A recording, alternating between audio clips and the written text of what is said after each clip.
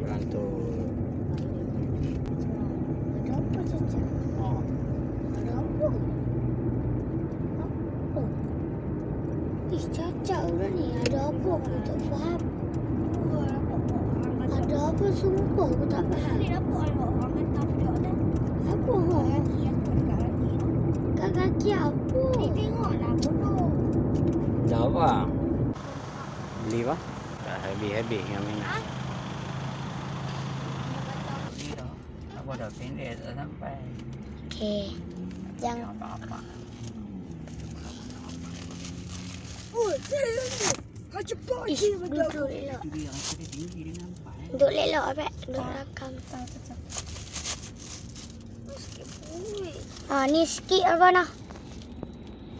Ni duduk sakit perut sikit perut. Okey, adik orang duduk ni. Kan beh duduk rumah mana ni? Lagi makan siapa? Habis. Dia dah tak balas lah. Dia kat keja bodoh. Cik dia punya bodoh. Okey. Wah, mana foyer apa? Hotel. Hah? Ada? Oh yes. Masuk lah.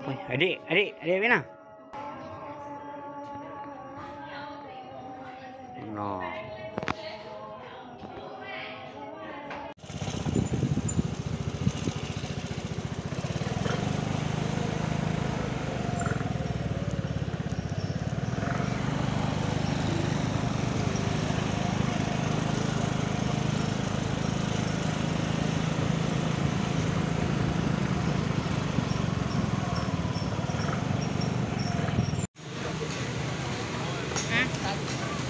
Ayah.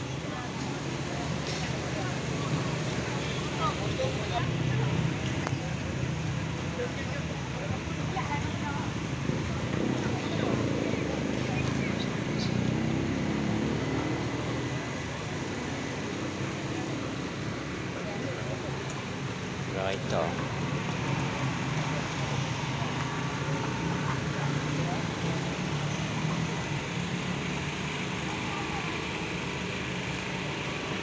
Adik, bagi apa minum air sikit, Dik? Pasar Malam Pulau Pinang. Pasar Malam Teluk Kumbang Pulau Pinang.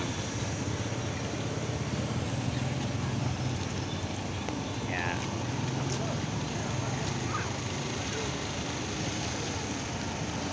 Trito Pizza. Oh, wah, aku lintas. Mana?